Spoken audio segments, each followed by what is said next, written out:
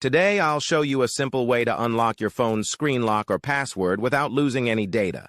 The best part? It's free and easy, even if you're not a tech expert. Just follow these steps, and you'll be able to unlock any phone hassle-free. Let's get started. You can unlock your phone's screen lock or password using a special code. You will need to press on emergency call, and then you must enter a code. This code is unique to each type of phone and is provided by the phone manufacturer. In this video, we're using a code that works specifically for the type of phone we're demonstrating. Here's how you can get the code.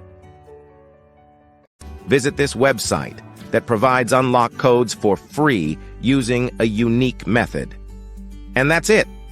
Now you can unlock your phone without losing any data. See you in the next video. Bye.